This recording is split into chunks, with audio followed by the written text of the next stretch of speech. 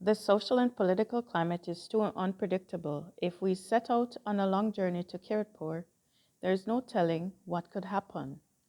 We are safe in Delhi as long as we stick to our business. So, until I decide otherwise, you will remain in this house and only travel about in the city during daylight hours.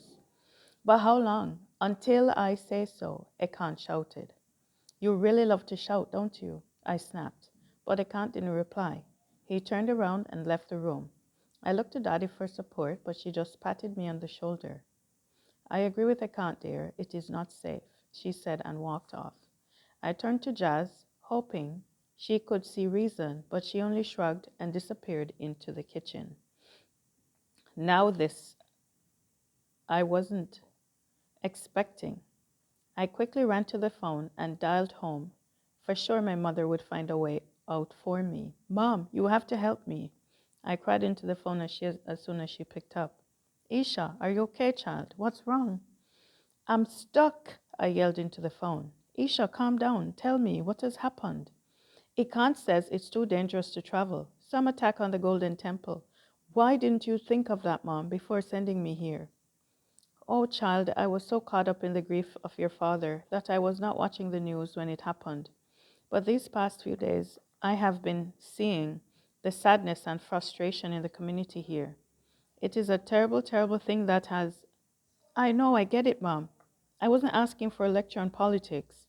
I'm getting enough of that here, I said, cutting her off. But what do I do now? I can't just stay here. Who knows how long it'll take? And Ekant didn't seem like he's in any hurry. Oh, you met him. How is he? Very rude, I replied. Rude?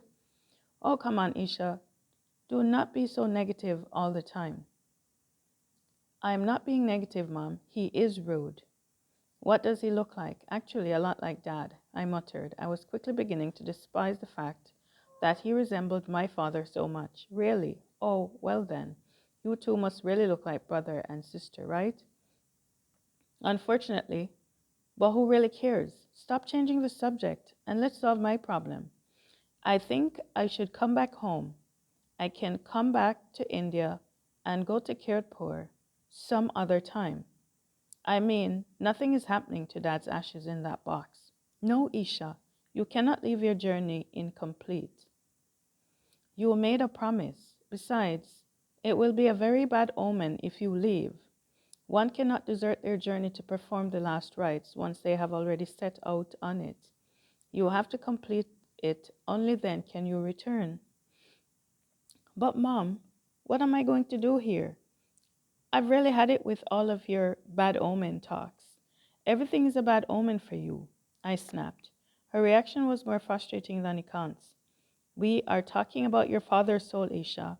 This is a trip to the mall. This is not a trip to the mall or one of your parties that you can just leave when you have had enough. Why must you always leave when things get tough? What do you mean? When do I do that? I demanded.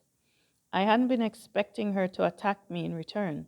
She was supposed to be on my side. Every time at home, in the hospital, and even now, you want to give up. I understand you do not like it, but damn it, child. You made a promise, and those ashes belong not only to your father, but to my husband. You will not leave India until you have put his soul to rest. Do you understand? As much as I hated to admit it, she did have a point. I had made a promise, and it was for my father. Okay, fine.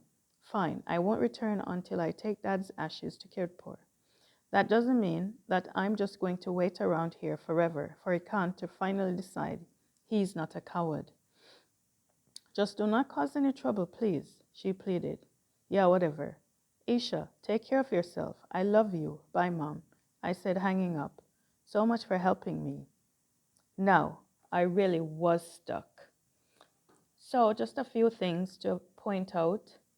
So, remember when her mom said if she sneezed once, she would have to return to the house. The mom called it a bad omen, but for us, we know it as foreshadowing. And also remember when she said, don't worry about me, I can take care of some Indians. Well, This is situational irony at work because she has encountered a Kant who is not about her and her foolishness. So he's not giving in to her. He says it's not safe for his own reasons. He said he doesn't believe now is a safe time for her to travel to Kirpur.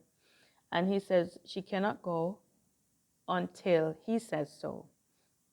Now, this is a marked difference between Canada and India. Like we pointed out before, in India, in Canada, she could just pick a bus route and just go, right? But in India, it doesn't work that way. Things are different. It's up to the eldest male relative in the house to make those types of decisions. Ikant obviously is that person. Ikant is obviously that person who is not going to put up with Isha's foolishness. He believes that she's spoiled. He believes that she is unrepresentative of who a true Sikh should be, and he's not impressed with her. The other thing is that at this point, we can start to look at character development. At this point, well, from we met Isha or Aisha, we found that she's been very selfish, very centered around herself, very focused on what she wants, um, you know. But an important point to note here is that we are tracking her progress in terms of character development. So we will see how she evolves as a character as the story progresses.